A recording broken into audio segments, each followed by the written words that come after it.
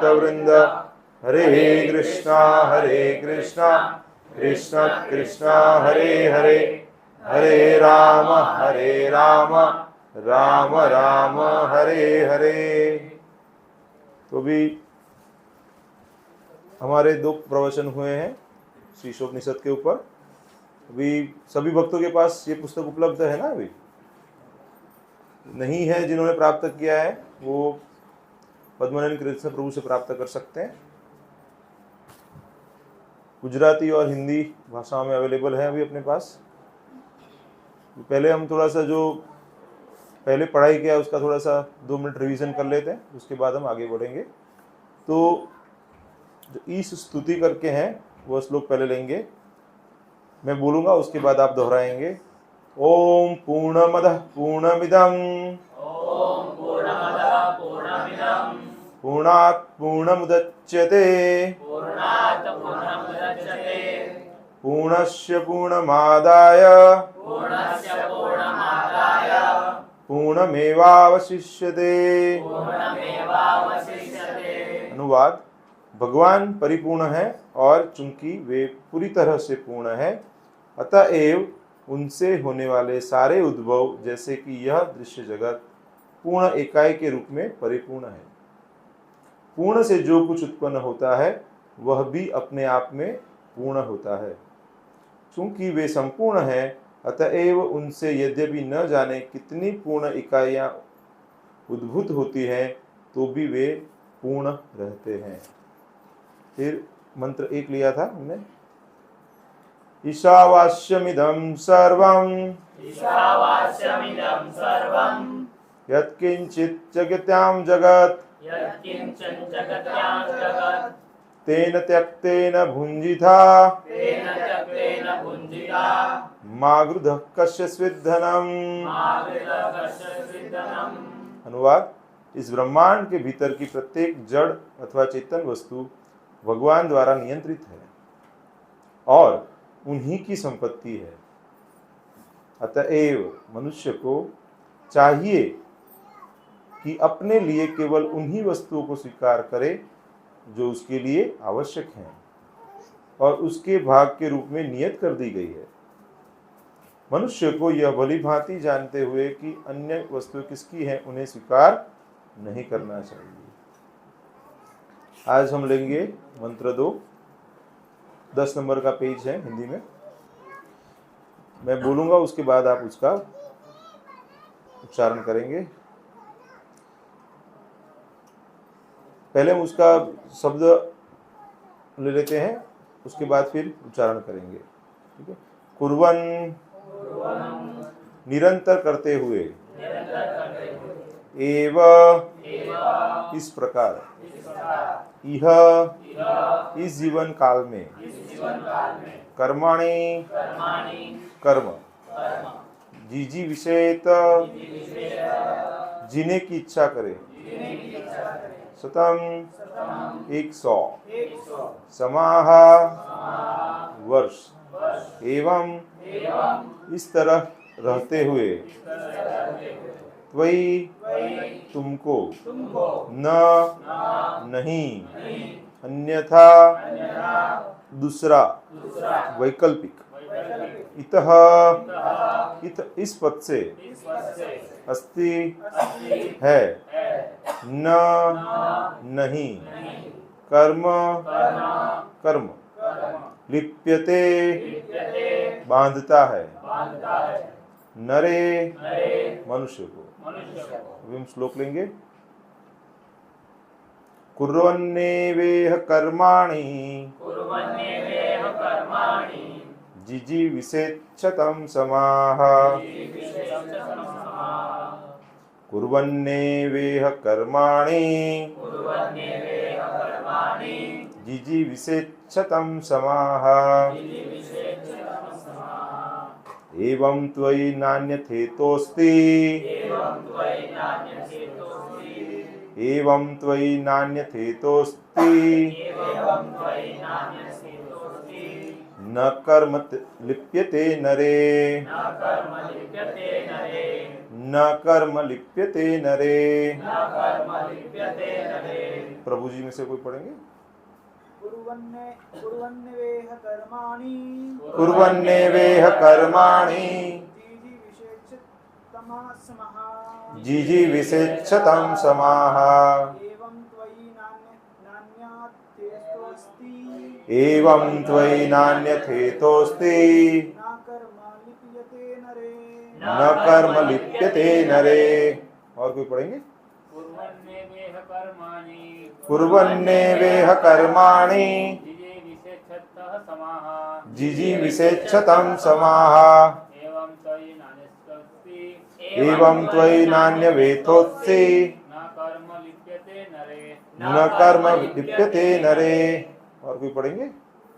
कुर्वन्नेवेह कर्माणि कुर्वन्नेवेह कर्माणि जीजी विषेच्छतम समाः जीजी विषेच्छतम समाः एवं त्वयि नान्यथेतोऽस्मि एवं त्वयि नान्यथेतोऽस्ति न कर्म लिप्यते नरे। न कर्म लिप्यते नरे। माता जी? कुर्वन्नेवेह कर्माणि जीजी विषेच्छतम समाः एवं त्वयि नान्यथेतोऽस्ति न कर्म लिप्यते नरे। किसी और को कोई बोलना है तो बोल सकते हैं, ठीक है। हरे कृष्णा। कुर्वन्नेवेह कर्माणि जीजी विषेच्छतम समाः एवं त्वयि नान्यथेतोऽस्ति न कर्म लिप्यते नरे। अनुवाद एवं तात्पर्य श्रील प्रभुपाद जी के द्वारा। श्रील प्रभुपाद की जय। अनुवाद: यदि मनुष्य इस प्रकार निरंतर कार्य करता रहे तो वह सैकड़ों वर्षों तक जीने की आकांक्षा कर सकता है, क्योंकि इस प्रकार का कार्य उसे कर्म के नियम से नहीं बांधेगा। मनुष्य के लिए इसके अतिरिक्त कोई दूसरा मार्ग नहीं है। फिर से पढ़ता हूं मैं, सुनिए। यदि मनुष्य इस प्रकार निरंतर कार्य करता रहे तो वह सैकड़ों वर्षों तक जीने की आकांक्षा कर सकता है, क्योंकि इस प्रकार का कार्य उसे कर्म के नियम से नहीं बांधेगा। मनुष्य के लिए इसके अतिरिक्त कोई दूसरा मार्ग नहीं है। तो ये कौन से कर्म की बात कर रहे हैं? कि इस ब्रह्मांड के भीतर प्रत्येक जड़ तथा चेतन वस्तु भगवान द्वारा नियंत्रित है और उन्हीं की संपत्ति है। अतएव मनुष्य को चाहिए कि अपने लिए केवल उन्हीं वस्तुओं को स्वीकार करे जो उसके लिए आवश्यक है और जो उसके भाग के रूप में नियत कर दी गई है। मनुष्य को यह भली भांति जानते हुए अन्य वस्तुएं किसकी है उसे स्वीकार नहीं करना चाहिए। तो इस तरीके से अगर वो सैकड़ों वर्ष तक रहे, मतलब अपना जो भाग है उसको यूज करें, अन्यों की जो चीज है उसके ऊपर अपना अधिकार जताने का प्रयास नहीं करना चाहिए। बेसिक प्रिंसिपल है, उसको वहां पे समझा है। प्रभुपाद जी तात्पर्य में उसको इलाबोरेट करके समझा रहे हैं। तात्पर्य श्री प्रभुपाद जी के द्वारा, कोई भी मरना नहीं चाहता। प्रत्येक व्यक्ति जब तक खींच सकता है तब तक जीना चाहता है। ये बहुत बड़ा स्टेटमेंट है। अभी हम लोग आईसीयू में काम करते हैं तो हम देखते हैं कि मतलब कितना भी उम्र हो गया रहेगा तो भी रिलेटिव्स ऐसे बोलते हैं कि नहीं, उनको कैसे भी करके उनको अच्छा करो। इवन भक्त भी हैं तो मतलब जब वो बीमार होते हैं, उम्र भी हो गई है, तो भी उनके रिश्तेदार तो ऐसे ही होते, उनको जरा और कैसे भी करके प्रयास करो कि वो अच्छे हो जाए। मतलब भक्त हो या अभक्त हो या कोई भी हो, सबको ये जो जीवन है उसको और जितना लंबा खींच सकते हैं उतना प्रयास करते हैं। तो यही बताया हुआ है यहाँ पे। यह प्रवृत्ति केवल व्यष्टिक रूप से ही नहीं अपितु सामूहिक रूप से जाति, समाज और राष्ट्र में भी देखी जाती है। अभी जैसे अभी एक युद्ध चल रहा है, वहाँ पे भी जो एक राष्ट्र है वो दूसरे राष्ट्र के साथ या कुछ समुदाय के साथ उनका लड़ाई हो रहा है।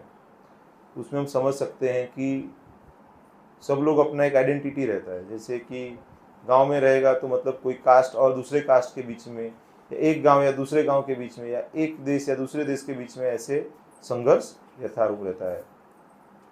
समस्त जीवों में विकट जीवन संघर्ष चल रहा है और वेदों का कहना है कि यह बिल्कुल स्वाभाविक है। ये चलता रहेगा, मतलब ये नहीं चल रहा है तो प्रॉब्लम। मतलब आप कितनी भी कथाएं देखेंगे पौराणिक, तो उसमें आएगा कि ये यहाँ पे युद्ध के लिए गए थे, ये उधर युद्ध के लिए गए थे, इन्होंने आक्रमण कर दिया, मतलब ऐसे चलता रहेगा, ये स्वाभाविक है, कोई भी जगह पे जाएगा। जीवात्मा स्वभावतः शाश्वत है, लेकिन भौतिक जगत में अपने बंधन के कारण उसे बारंबार अपना शरीर बदलना पड़ता है। जैसे भगवद गीता में बताते हैं ना, देहोनस्मिन यथा देहे कौमारम यौवनम जरा तथा देहांतर प्राप्तिस धीरस्तत्र न मुह्यति। तो यहाँ पे क्या बताया है, देहोनस्मि यथा देहे, क्या क्या चेंजेस आते हैं, कौमारम यौवनम जरा, मतलब कुमारावस्था, युवावस्था और वृद्धावस्था, तथा देहांतर प्राप्तिस, ऐसे दूसरा अन्य शरीर प्राप्त होता है, धीरस्तत्र न मुह्यति, जो धीर व्यक्ति है वह उससे मोहित नहीं होता है। तो हमें कैसे बनना चाहिए, धीर व्यक्ति बनना है। जैसे हम यही शरीर में हम देखते हैं, हमारे फोटो देखेंगे पहले के, हम छोटे थे, फिर बड़े हो गए, अभी मध्य अवस्था में है, फिर बूढ़े हो जाएंगे, उसके बाद मृत्यु अवस्था आ जाएगी। तो वो बारंबार बदलना पड़ता है। मतलब एक जीवन में भी हम शरीर अलग अलग बदलते अवस्था के हिसाब से, वैसे ही मृत्यु के पश्चात हमें दूसरा शरीर प्राप्त होगा। हमारे जीवन के दरम्यान हमारे जो कर्म है और मृत्यु के समय पे हमारी जो चेतना है, और उसके हिसाब से हमें दूसरा शरीर प्राप्त होगा। तो उसका मतलब ये है कि हम हमारे जीवन के दरम्यान हम जो कर्म करते हैं उसके हिसाब से हमारा नया शरीर बनाते रहते हैं, बन रहा है, मतलब पैरेलल चल रहा है वो कार्य। यह प्रक्रिया आत्मा का देहांतरण अथवा कर्म बंधन कहलाती है। जीव को अपनी आजीविका के लिए कार्य करना पड़ता है। तो यहाँ पे ज्यादातर गृहस्थ भक्त हैं, तो सब कुछ न कुछ कार्य करते हैं, तो कुछ न कुछ करना पड़ता है, क्योंकि यह भौतिक प्रकृति का नियम है। और यदि वह अपने नियत कर्तव्यों के अनुसार कार्य नहीं करता तो वह प्रकृति के नियम का उल्लंघन करता है और अपने आप को अनेक योनियों में जन्म मृत्यु के चक्र में अधिक बांधता जाता है। मतलब अगर हम बैठे रहेंगे तो मन से तो कुछ न कुछ कार्य तो होते ही रहेंगे, तो उससे बेहतर है कि हम हमारा नियत कर्म जो है हमारे आश्रम के हिसाब से उसको हम करें। अन्य योनियों में भी जन्म मृत्यु का चक्र चलता है, लेकिन जब जीव को मनुष्य योनि प्राप्त होती है तो वह कर्म के बंधन से मुक्त होने का अवसर प्राप्त करता है। भगवान बताते हैं ना, ब्रह्मांड भ्रमिते को न भाग्यवान जीव, गुरु कृष्ण प्रसादे पाए भक्ति लगावे। तो सभी जगह पे हम घूमते रहते हैं, लेकिन कभी हमें मनुष्य जन्म प्राप्त हो गया और मनुष्य जन्म में भी कृपा हो गई तो क्या होता है, गुरु और कृष्ण की कृपा से भक्ति मिलता है। गीता में बताते हैं, बहुनाम जन्म नामन्ते ज्ञानवान माम प्रपद्यते वासुदेव सर्वमिति स महात्मा सुदुर्लभ। तो भगवान वासुदेव जीवन का लक्ष्य है, ये जानना बहुत मुश्किल कार्य है। हमारा अभी एक पेशेंट है, उन्होंने कुछ तो जहर ले लिया था, तो बहुत ही ऐसा पॉइजन था कि जिसमें बहुत कम समय में अगर ट्रीटमेंट नहीं दिया तो वो मर सकता है पेशेंट। तो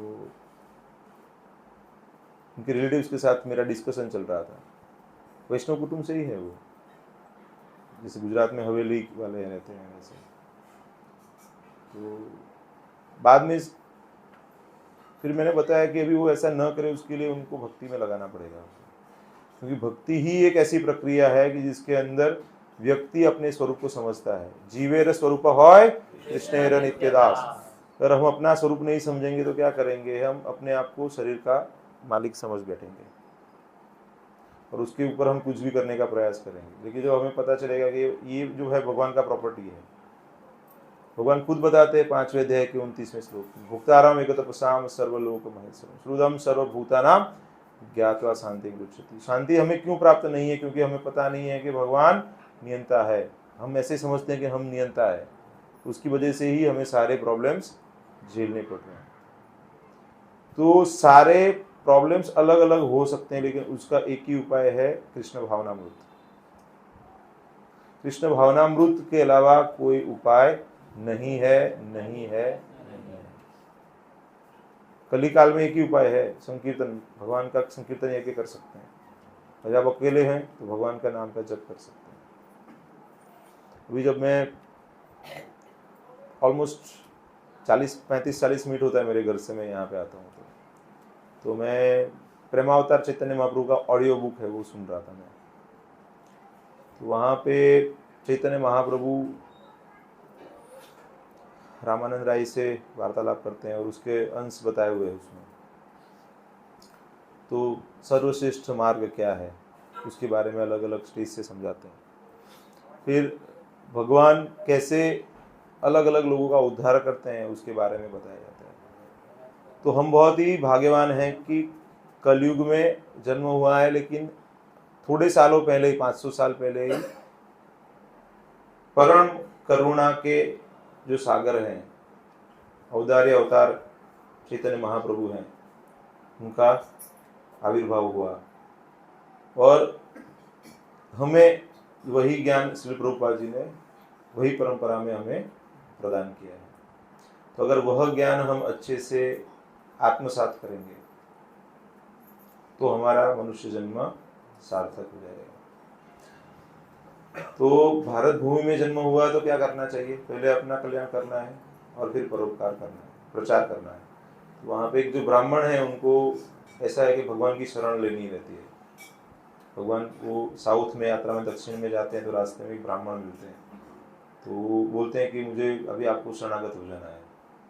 तो भगवान उनके ऊपर कृपा करते हैं, बोलते हैं आपको मेरे साथ आने की आवश्यकता नहीं है, आप यहाँ पे रहिए, मैं आपको दीक्षा देता हूँ, अभी आप गुरु बनिए और ये ज्ञान है, ये जो प्रचार कार्य है वो आप जहाँ पे हैं वहाँ पे कीजिए।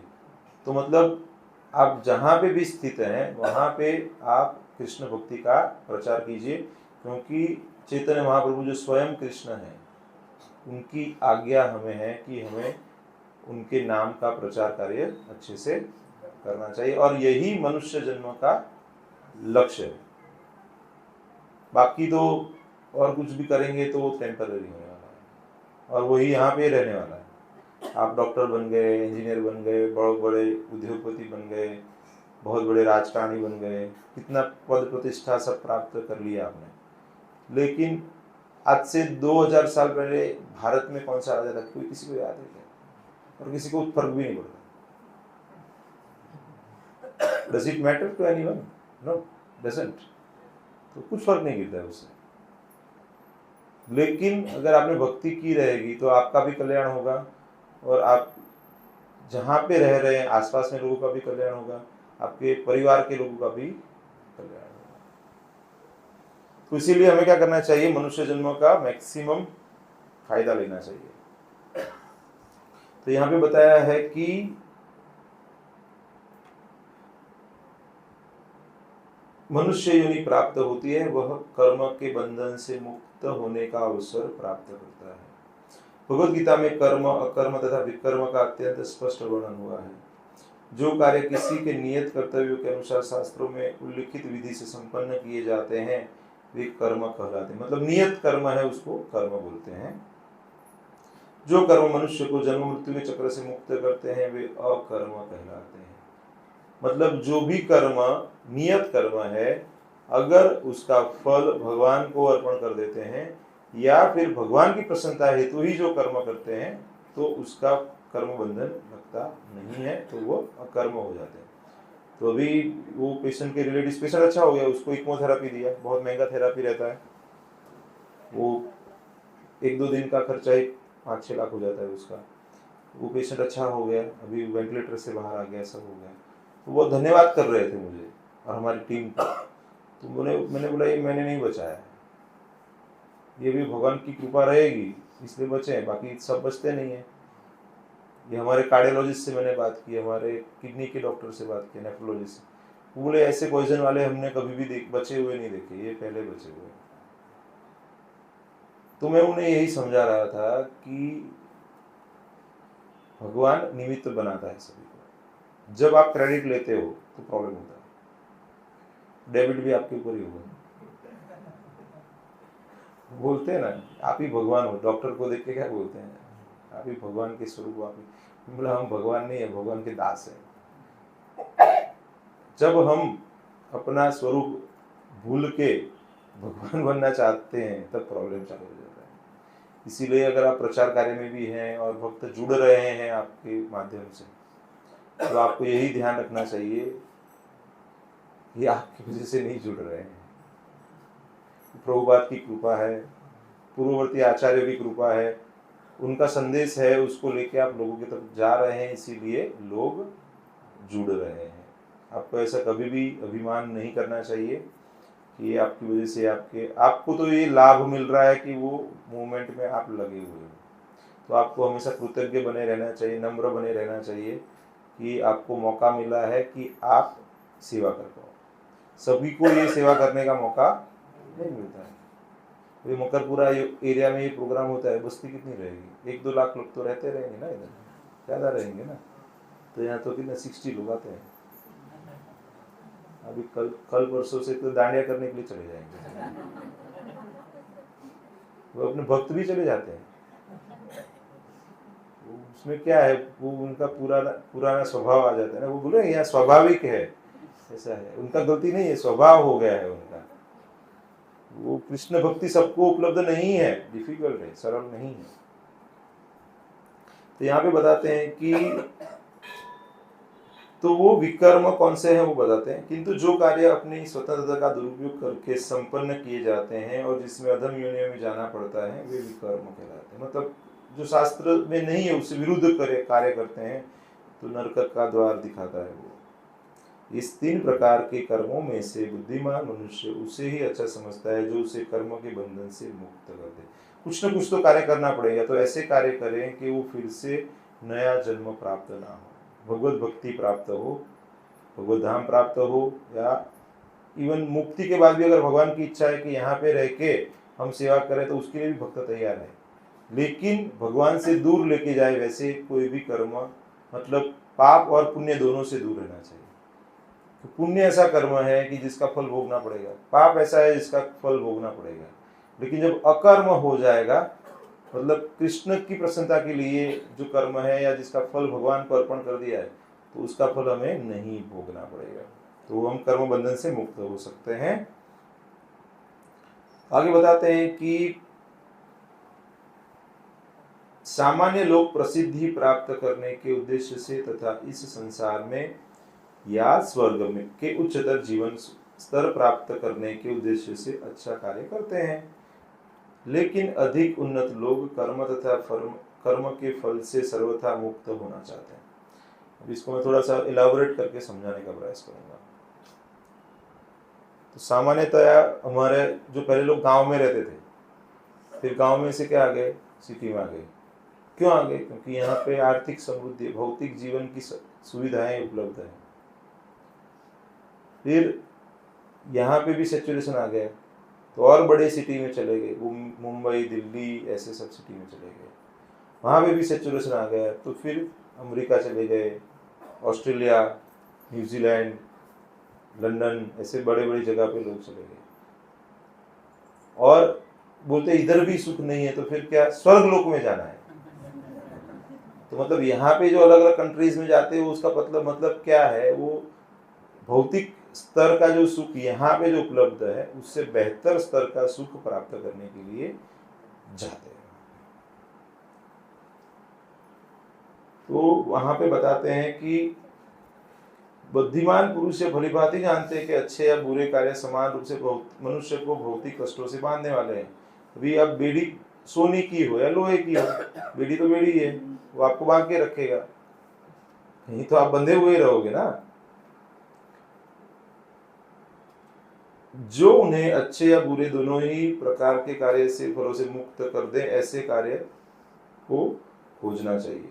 शीर्षोपनिषद के पृष्ठों में इसी मुक्ति प्रदान करने वाले कार्य का वर्णन किया गया। तो प्रभुपाद जी बता रहे हैं पहले से कि मतलब यही सब चीजें यहाँ पे बताई गई है। शीर्षोपनिषद के उपदेशों की भगवद गीता में विशद व्याख्या की गई है। जैसे भगवद गीता के बारे में बताया जाता है, सर्वोपनिषदो गावो दुग्धा गोपालनंदनः पार्थो वत्स सुधीर्भोक्ता दुग्धम गीतामृतम्। तो सर्व जो उपनिषद है वो गाय के समान है, और धोने वाले कौन है? भगवान श्री कृष्ण। दुग्धा गोपाल नंदन, गोपाल नंदन कृष्ण क्या है? धोने वाले हैं। पार्थो वत्स, पार्थ को बछड़ा बनाया है भगवान, निमित्त बनाया है। गाय दूध देती है तो क्या बछड़े को पहले दूध मिलता है। सुधीर भोक्ता, बाकी के फिर भी भोक्ता कौन है, बाकी के जो संत गण हैं, सब महान लोग हैं। दुग्धम गीतामृतम महत, दुग्ध क्या है, गीता का रूपी अमृत है। तो यहाँ पे गोपाल जी क्या बताते हैं कि अतएव भगवत गीता को कभी कभी गीतोपनिषद या सभी उपनिषदों का नवनीत यानी कि सार कहा गया है। मतलब अगर हमारे पास समय नहीं है सभी उपनिषदों का अध्ययन करने का, ऐसे बताया जाता है 1000 से ज्यादा उपनिषद हैं, उसमें से मोटे मोटे 108 उपनिषद बताए जाते हैं, उसको तो हमको नाम भी पता नहीं रहेंगे। लेकिन प्रभुपाद जी क्या बताते हैं कि गीतोपनिषद जिसमें पूरा डिटेल में बताया हुआ है, भगवत गीता के 3रे अध्याय में बताते हैं, भगवान कहते हैं कि मनुष्य को तब तक नैष्कर्म्य या अकर्म अवस्था प्राप्त नहीं होती जब तक वह वैदिक साहित्य में वर्णित नियत कर्तव्य यानी कि स्वधर्म का आचरण नहीं करता।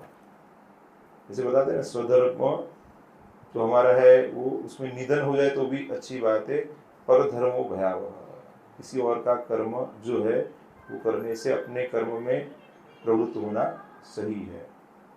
तो किसी को लगता है कि अरे ब्राह्मण का कर्म अच्छा है, लेकिन अगर आपके अंदर ब्राह्मण के गुण नहीं है, ब्राह्मण की शुद्धि नहीं है, तो अगर आप क्षत्रिय का गुण है या वैश्य का गुण है आपके अंदर या शूद्र का गुण, तो वही स्थिति में रहते हुए भी आप भगवान की सेवा कर सकते हैं, तो वो बेहतर है। तो स्वभाव का आचरण नहीं करता है तो वो निष्कर्म या अकर्म को प्राप्त नहीं कर सकता। वेद मनुष्य की कार्य शक्ति को इस प्रकार नियमित कर सकते हैं कि वह धीरे धीरे भगवान की सत्ता का अनुभव करने लगता है। मतलब अगर आपको हर एक क्षण समझ में आगे आगे सब भगवान चला रहे हैं और सभी चीजों में आप भगवान का हाथ है वैसे समझ सकते हैं, उसका मतलब है कि अभी आप भगवत भावना भावित हो गए हैं। क्योंकि यही पर्पज है कि धीरे धीरे आपको समझ में आ जाना चाहिए कि आप सुबह उठते हैं और तुरंत समझ में आना चाहिए अरे भगवान की कृपा से ये दूसरा दिन देखा मैंने। फिर आप भोजन प्राप्त करते हैं तो अरे भगवान की कृपा से प्रसाद प्राप्त हुआ है।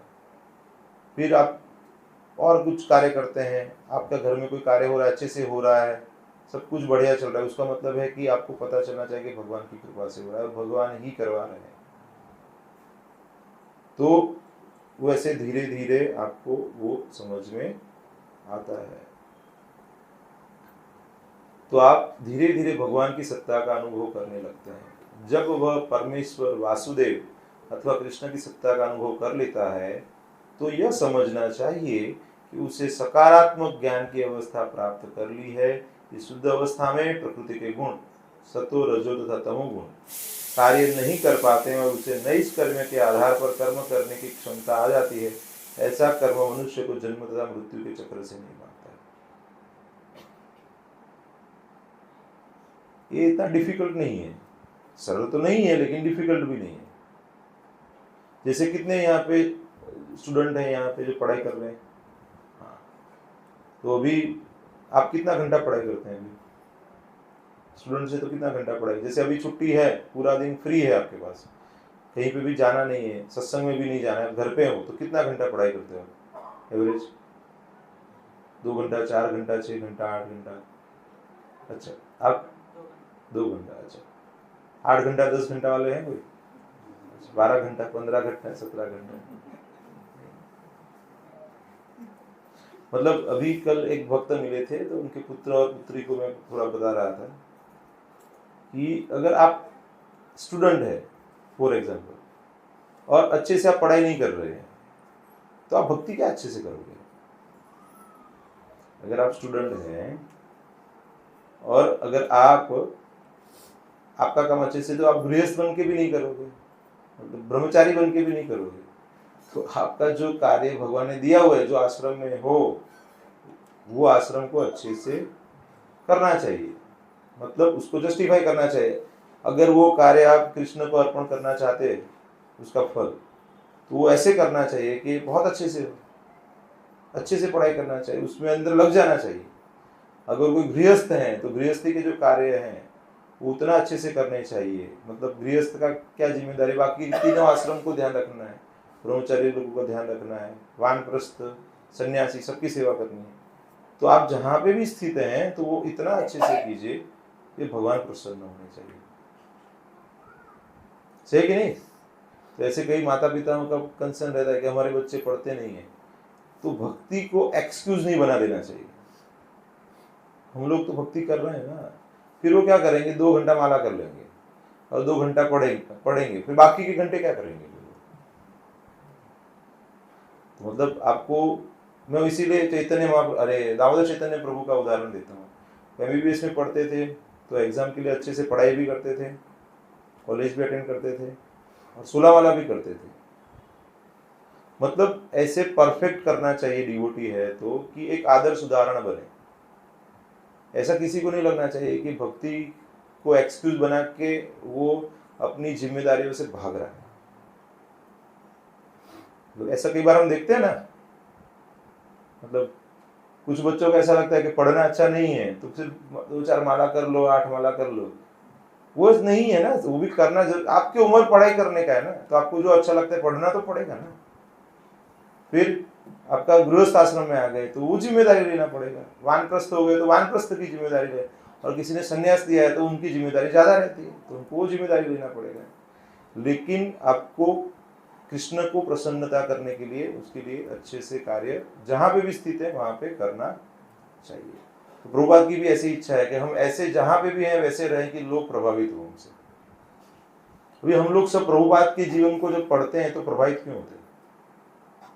क्योंकि प्रभुपाद तो गृहस्थ जीवन भी जिया है उन्होंने, वानप्रस्थ और फिर संन्यास भी लिया प्रभुपाद जी ने। उस समय समझ में आता है ना कि वो हर एक जगह पे परफेक्ट जी के दिखाया उन्होंने। सही कि नहीं? ऐसा तो नहीं था कि वो 21-22 साल की उम्र में सब ब्रह्मचारी सन्यासी बन गए। वो 50+ की उम्र में उन्होंने वानप्रस्थ लिया, फिर सन्यास लिया, तो पूरा जिम्मेदारी लेके गए हैं।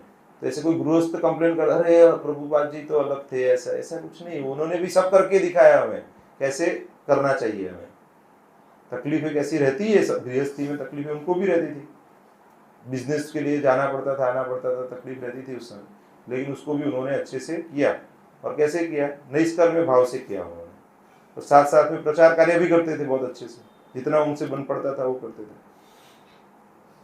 गृहस्थ यहाँ पे बताया कि सामान्य व्यक्ति अपने निजी इंद्रिय तृप्ति के लिए कार्य करता है, और जब इंद्रिय तृप्ति का यह सिद्धांत समाज, राष्ट्र या मानवता तक विस्तारित हो जाता है तो यह अनेक आकर्षक नाम धारण कर लेता है, यथा परोपकार, समाजवाद, साम्यवाद, राष्ट्रवाद तथा मानवतावाद इत्यादि।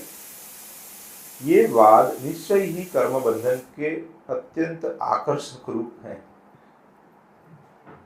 मतलब अलग अलग राष्ट्रवाद, ये वाद, वो वाद के नाम पे लोग कार्य करते हैं, लेकिन वो क्या है कि एक शारीरिक दैहिक जो है उसके अनुसंधान में है। जैसे हम भारतीय हैं, लेकिन कोई तो फिर वो अमेरिका में जाके अमेरिकन हो जाता है ना, चेंज होता है ना, वो सनातन नहीं है ना ये।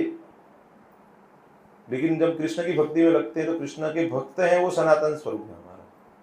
जबकि कोई एक गुजराती होना, महाराष्ट्रियन होना, कश्मीरी होना, ये तो टेम्पररी आइडेंटिफिकेशन है ना। तो अगर वो संबंध में अगर हम अपना स्थिति को मजबूत कर रहे हैं तो वो कर्म का बंधन लगता है, ऐसे प्रभुपाद बता रहे हैं यहाँ पे। सो कर्मबंधन के अत्यंत आकर्षक रूप है। जैसे अभी कोई आश्रम खोल के फिर क्या रुग्णों की सेवा करना चालू कर देते हैं, तो कृष्ण की सेवा पता नहीं है ना कि कैसे करनी चाहिए। वो सेवा का भाव तो है उनके अंदर, तो कहीं से कहीं लगाएंगे उसको। लेकिन ईशोपनिषद की वैदिक शिक्षा यह है कि यदि कोई सचमुच में इनमें से किसी बात के लिए जीना चाहता है तो उसे चाहिए कि वह उन्हें ईश केंद्रित कर दे। भगवान को सेंटर में रख के सब कुछ करिए। अगर आपको भगवान सेंटर में नहीं है और कुछ भी सेवा कर रहे हैं तो बंधन का कारण बनेगा। गृहस्थ बनने या परोपकारी, समाजवादी, साम्यवादी, राष्ट्रवादी या मानवतावादी बनने में कोई हानि नहीं है, बशर्ते कि वह अपने कार्यों को ईशावास्य या भगवान केंद्रित भावना से संपन्न करे। भगवद गीता के दूसरे अध्याय के 40वें श्लोक में भगवान कृष्ण कहते हैं कि भगवत केंद्रित कार्य करने इतने महत्वपूर्ण हैं कि इसमें से कुछ एक भी मनुष्य को बड़े बड़े भय से बचा सकते हैं। मतलब कुछ थोड़ा भी कार्य कर लिया भगवत भक्ति में तो वो हमें मनुष्य जन्म दूसरा दे देगा। तो ऐसे पता है कि जीवन का सबसे बड़ा भय यही है कि वह 84 लाख योनियों में जन्म मृत्यु के विकास चक्र के गर्त में पुनः न गिर जाए। कितने यहाँ पे हैं जिसको दूसरा मतलब जन्म चाहिए है? से विभूति है कोई यहाँ पे कि जिसको अरे नहीं प्रभु जी ठीक है थोड़ा बहुत कर लेते हैं 2-5%। आपने तो बताया था कि 30-4-5% से चालू हो जाएगा। ऐसा रिस्क लेना है किसी को? नहीं, लेकिन हम ऐसा ही जीवन जीते हैं ना, हम ऐसे रिस्क लेके जीते हैं ना। इसलिए ज्यादा से ज्यादा प्रयास क्या करना चाहिए कि यह जीवन में ही हम भगवान को पूर्ण रूप से शरणागति प्राप्त करें। तो यहाँ पे बताते हैं कि यदि किसी भी तरह मनुष्य अपने इस मनुष्य जन्म का प्रदत्त आध्यात्मिक अवसर को खो देता है और पुनः विकास चक्र में गिर जाता है तो इसे अपना महान दुर्भाग्य समझना चाहिए। सही कि नहीं? जब हम ये कमरे में बैठे रहते हैं, हॉल में बैठे रहते हैं, तब हम सब एकदम ज्ञानी हो जाते हैं, एकदम विरक्ति का एक से सागर उमड़ जाता है और ऐसे लगता है कि बस करना है। फिर जैसे ही ये सोसाइटी से बाहर निकलते हैं धीरे धीरे तो बाहर माया देवी का प्रभाव, कितने लोगों का मानना है ऐसा? मेरा तो मानना है भाई, सबको पता नहीं ऐसा होता है कि नहीं? बाकी लोगों का भी संग होता है ना, यहाँ पे भक्तों का संग है ना तो बचे रहते हैं। इधर देखते तिलक वाले, उधर देखते तिलक वाले, इधर देखते धोती कुर्ता, इधर देखते धोती कुर्ता, तो ये यहाँ बचा के रहते हैं। अभी नेक्स्ट वीक में देखेंगे, उधर देखेंगे गरबा, इधर देखेंगे गरबा, ऐसे होगा। सही कि नहीं? ऐसे होता है ना। इधर देखेंगे कैसी फैशन चल रही है, उधर भी कैसी फैशन चल रही है, मतलब यही चलेगा। तो उसका मतलब क्या है कि हम प्रभावित होते हैं बाकी सब चीजों से। तो हम तो पूर्ण जीव नहीं ना। विश्वामित्र जैसे बहुत बड़े जो तपस्वी थे वो भी मोहित हो गए थे, तो हम तो कोई इतना बड़ा वो नहीं है ना। अभी मैं सुन रहा था कार में तो बताते काला कृष्ण दास थे, वो भगवान के सेवक थे, लेकिन उनको भी वो लोग माया देवी के प्रभाव में लेके आ जाते हैं और भगवान उनको बचाने के लिए जाते हैं, बचा लेते हैं, भगवान उनका त्याग कर देते हैं। लेकिन वो प्रसंग से हम सीख सकते हैं कि अगर भगवान का भी कोई संग प्राप्त कर ले लेकिन अगर सावधान न रहे तो उसका भी पतन हो सकता है। तो हम तो पतित जीवी ही हैं, भगवान का संग दूर की, अभी भगवान का संग मिला ही नहीं है हमें, अभी तो प्राप्त करने हेतु सब प्रयास चल रहा है। तो भगवान की लीलाओं को अगर हम बारंबार पढ़ेंगे तो हमें ज्ञान प्राप्त होगा कि ये सिर्फ धोती कुर्ता पहनने से, तिलक ग्रहण करने से हम भक्त नहीं बन सकते। तो एक बेसिक प्लेटफॉर्म है, इसकी शुरुआत करनी है हमें। कई बार क्या भक्ति में आते हैं तो लगता है अरे 16 माला कर रहे हैं, धोती कुर्ता तिलक है, 16 माला अच्छे से कर रहे हैं, फिर प्रसाद ग्रहण कर रहे हैं, कॉम्प्लेसेंट हो जाते हैं। तो ऐसे बताया जाता है, आईसीयू में हमारे ऐसे बताते हैं कि patient is not improving means patient is worsening. अगर आप भक्ति में आगे नहीं बढ़ रहे मतलब नीचे जा रहे। जैसे हमको सबको पता रहता है ना, हम आगे पीछे हमारा चलता रहता है सबको, क्योंकि नियो फाइट है ना, हम सब कॉन्स्टेंट फाइटिंग चलता रहता है भक्ति में आगे बढ़ने के लिए। तभी हम थोड़े आगे बढ़े तो माया देवी कुछ और रख देती है, फिर और रख देती है ऐसे, तो उसको फिर ऑब्स्टिकल को आगे बढ़ो, फिर आगे बढ़ो। लेकिन भक्तों के संग में रहते हैं तो वो ऑब्स्टिकल्स कम हो जाते हैं। आगे बताते हैं कि मूर्ख मनुष्य, तो हमारी बात चल रही है, अपनी दोषपूर्ण इंद्रियों से यह नहीं देख पाता कि ऐसा हो रहा है। ऐसा हो रहा है, धीरे धीरे हो रहा है ना, हो रहा है। फलस्वरूप ईशोपनिषद में हमें सलाह देती है कि हम अपनी शक्ति ईशावास्य रूपी भावना में लगाएं। इस भावना में लगकर हम अनेकानेक वर्षों तक जीवित रहने की आकांक्षा कर सकते हैं, अन्यथा दीर्घकालीन जीवन का अपने आप में कोई महत्व नहीं है। एक वृक्ष कई 100 वर्षों तक जीवित रहता है, लेकिन वृक्ष की तरह दीर्घकाल तक जीवित रहकर धोंकनी की तरह सांस देते रहने या कुत्तों और सुअरों की तरह संतान उत्पन्न करने या ऊंट की तरह खाते रहने में कोई लाभ नहीं है। प्रभुपाद जी एकदम एक्सट्रीम उदाहरण दे रहे हैं। वो हमारे जैसे पतित जीवों को जगाने के लिए ऐसे उदाहरण देने पड़ेंगे। ये हमारे बारे में बात हो रही है। वो कई बार लोग लगते हैं हमारे नहीं, भक्त, अरे भक्तों की बात चल रही है। तो भक्त भी क्या, भक्ति में आके हम लोग सो जाते हैं ना। तो प्रभुपाद एक पुस्तकों में बार बार ऐसा लिख के हमको जगाते हैं, इसलिए प्रभुपाद बताते हैं आप बहुत उपदेश मत करो, आप मेरे पुस्तक को दे दो उनको, तो पढ़ेंगे तो जाग जाएंगे। जैसे प्रभुपाद की कोई छोटी पुस्तक भी कोई पढ़ता है ना, तो वो अगर बुद्धिमान है तो जाग जाता है। जाग जाते हैं कि नहीं? ऐसे उदाहरण है ना काफी जो भक्ति में जुड़ जाते, अरे वो इस्कॉन कहाँ है, चलो सेंटर कहाँ है, पहुंच जाते हैं वो लोग, जीवन समर्पित कर देते हैं। यहाँ पे आगे बताते हैं कि विनीत भगवत केंद्रित जीवन ईश्वर रहित परोपकार या समाजवाद से युक्त विराट पाखंड से कहीं अच्छा है। विनीत मतलब नम्र, भगवत केंद्रित जीवन मतलब भगवान को सेंटर में रख के। तभी वो हमारे पेशेंट के रिलेटिव्स के साथ में बात कर रहा था, मैंने बोला कि आपके घर में टीवी है? तो बोले हाँ है। मैंने बोला आपके घर में ये सब टच स्क्रीन मोबाइल है? तो बोले हैं। मैंने बोला बंद करो उनके लिए, तो फिर से दवाई ले लेंगे। कितने घर में टीवी है अभी? अच्छा, कितने घर में टीवी है और मतलब ये मोबाइल भी है?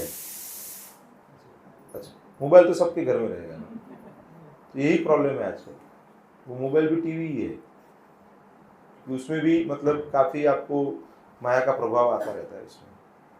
पहले कैसा था कि सिर्फ टीवी था, फिर उसमें चैनल्स आने लगे, फिर दूरदर्शन आता था, एक दो चैनल रहते थे, DD1 फिर DD2 ऐसा आया था। ऐसे बहुत सालों पहले ऐसे था, और बहुत कम समय के लिए आता था।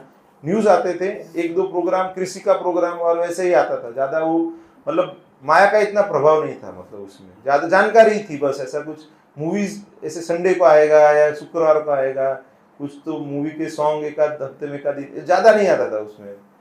फिर तो क्या हो गया कि आपको चलो पंजाबी सॉन्ग सुनने ये चालू करो, गुजराती सुनना है ये चालू करो। गुजराती में भी अभी 10 चैनल आती है, अभी अलग अलग ऐसे हो रहा है अभी। तो भक्तों को अपने घर से टीवी निवारण का वो लेना चाहिए। अभी हमारे भक्तों का बीड़ा है कि जो अपने घर से टीवी हटाना चाहते हैं और भागवतम का स्थापना करना चाहते हैं, तो हम उनको मदद कर सकते हैं व्यावहारिक रूप से। भद्र कृष्ण प्रभु या फिर पद्मनाभन कृष्ण प्रभु या और अन्य भक्तों का आप संपर्क कर सकते हैं। हाँ, टीवी लेके जाओ, भागवतम लेके जाओ, स्कीम है अभी फ्री।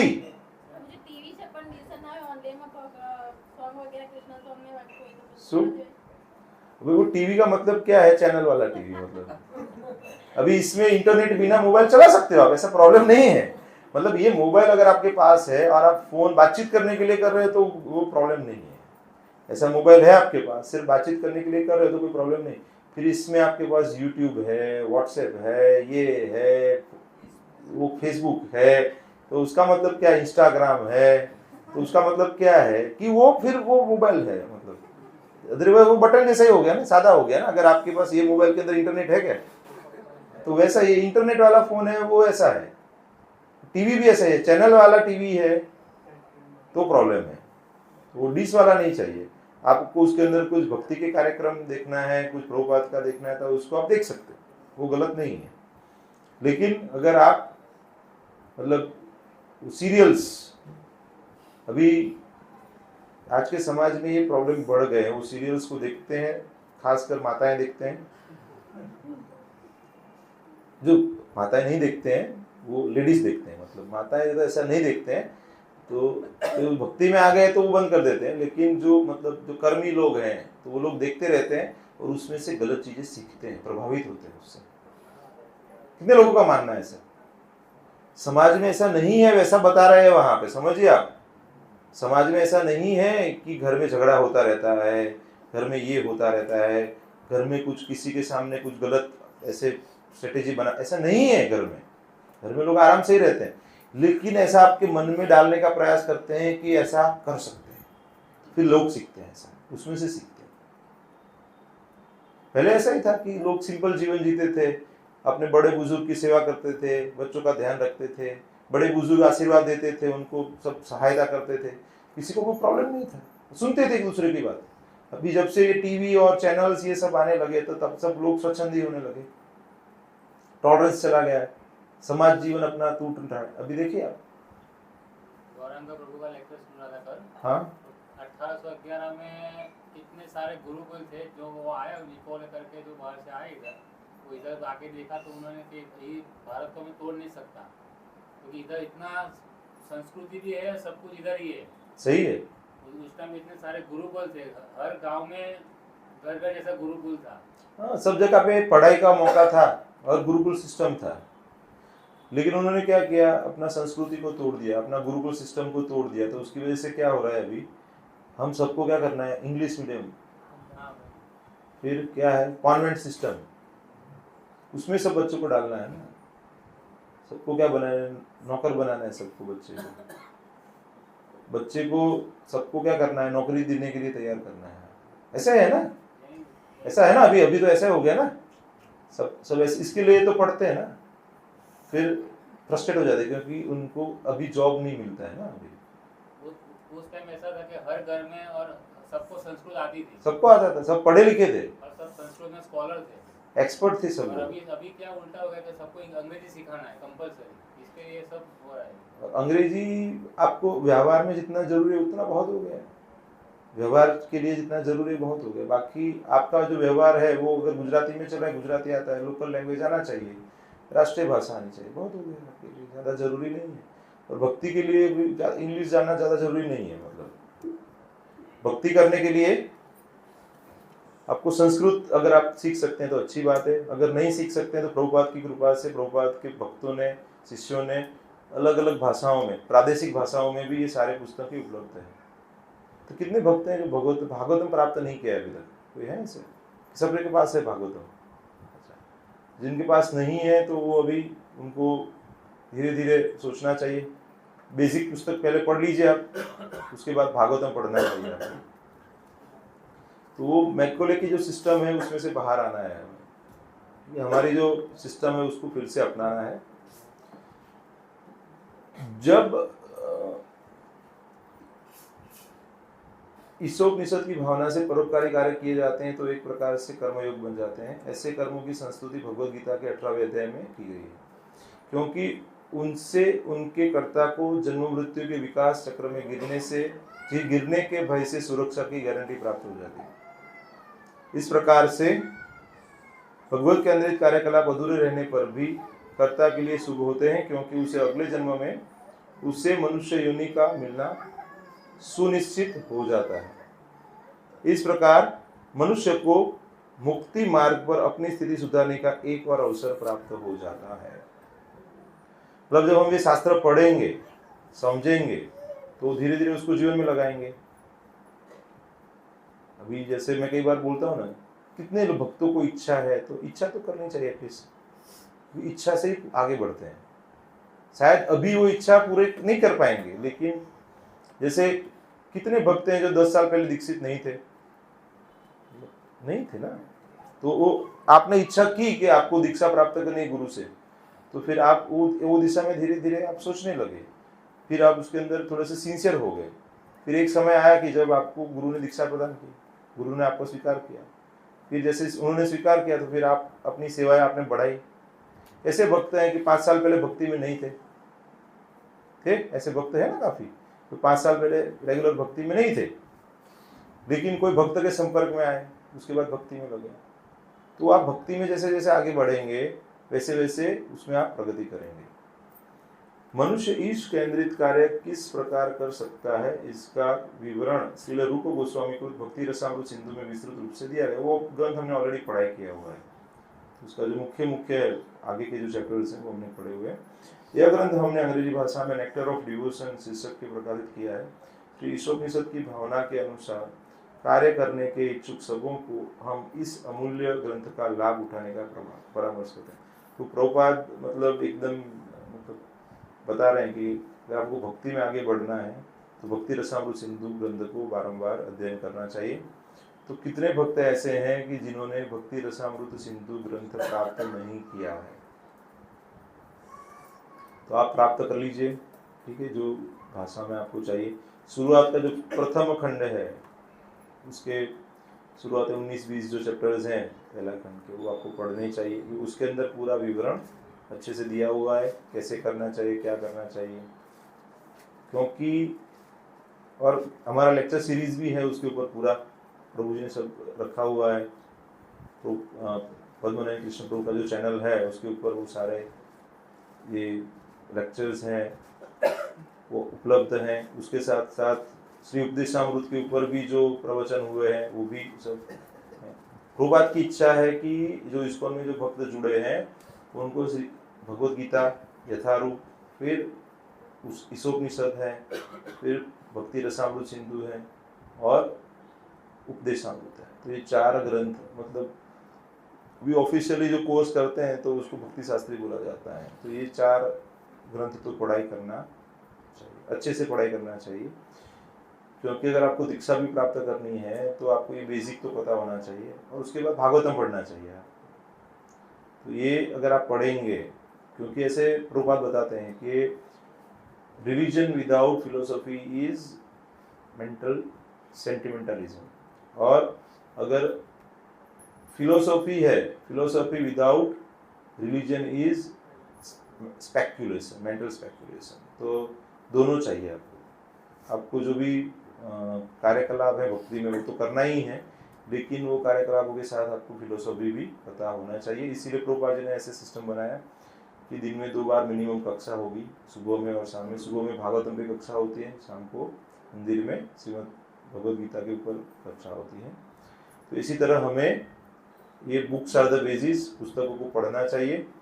अभी जो श्राद्ध पक्ष का थोड़ा अभी 1-2 दिन है, अभी आज का कल का दिन है अभी, तो अभी भी किसी को श्रीमद् भागवतम अपने लिए या किसी को दान में देने के लिए, किसी को गिफ्ट में देने के लिए प्राप्त करना है तो प्राप्त कर सकते हैं अभी, ठीक है। तो वो पद्मानंद कृष्ण प्रभु या भद्र कृष्ण प्रभु का संपर्क कर सकते हैं, क्योंकि ये ऐसा गिफ्ट है कि समझिए कि आपका भी कल्याण होगा उसमें और सामने वाले का भी कल्याण होगा। कई बार हम क्या 5-10 हज़ार की गिफ्ट तो कोई नज़दीक का है उनको दे देते हैं, तो उनको ऐसा गिफ्ट दीजिए कि वो तर जाए, वो बंध जाए, ऐसा गिफ्ट मत दीजिए उनको। तर जाए और वो तरेंगे तो आपको भी उनके आशीर्वाद प्राप्त होंगे, ठीक है। हरे कृष्णा कृष्णा कृष्णा हरे हरे, हरे राम राम राम हरे हरे। कोई भक्तों को कोई प्रश्न है तो पूछ सकते हैं। हाँ पूछे प्रभु। तो जब कॉलेज जाते हैं तो आजू बाजू में बहुत ऐसे टॉक्सिक लोग होते हैं, तो उनकी बातों का बहुत असर पड़ता है फिर।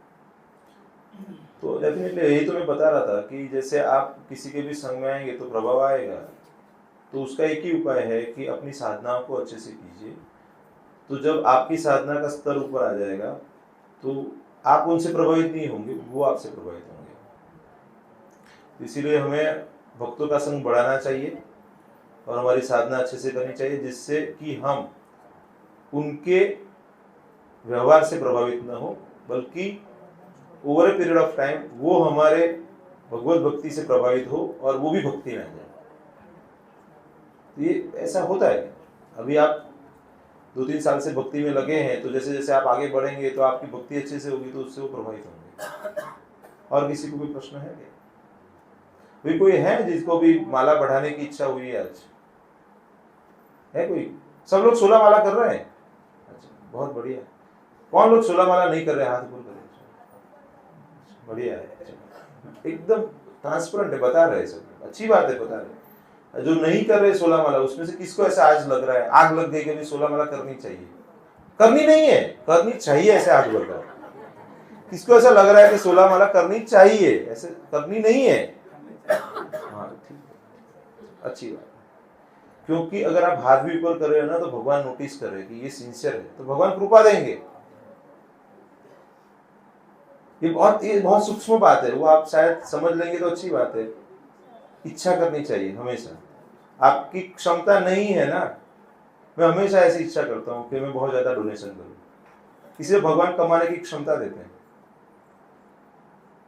लेकिन मैं ऐसी इच्छा करूंगा कि कोई मुझे आके गिफ्ट दे। समझ रहे ना आप मैं क्या बता रहा हूँ, कि कोई आके मुझे मदद करे, तो भगवान ऐसी परिस्थिति का निर्माण करेंगे कि जहां पे मुझे किसी के पास से प्राप्त करना पड़ेगा। और मैं उससे अच्छा है कि भगवान से मांगना है तो भक्ति मांगो, भक्तों की सेवा कैसे कर सके वो मांगो, तो उससे फायदा क्या होगा? आप भक्ति में आगे बढ़ोगे, आपके आसपास में जो लोग हैं उनका सर्कल भी भक्ति में लगेगा, तो आपका संरक्षण हो जाएगा। इसलिए आपके घर के परिवार के लोग हैं, आपके आस पड़ोस के लोग हैं, उनको सबको भक्ति में लगाना बहुत जरूरी है। क्योंकि घर के लोग लगेंगे तो मृत्यु का समय आएगा तो हरिनाम तो करेंगे। समझ रहे हैं आप? टेस्ट तो वही है ना, मृत्यु का समय ही तो टेस्ट है ना। कितने लोग तैयार है मृत्यु के लिए? बढ़िया है। माला करने के लिए तैयार नहीं है, मृत्यु के लिए तैयार है। पहले माला के लिए तैयार हो जाओ। हाँ, आप तो महान भक्त है, आपको कुछ नहीं होने वाला। माता जी तो कृष्ण में ही रहते हैं, उनकी बात अलग है। हरे कृष्णा। कोई अनाउंसमेंट है तो कर सकते हैं।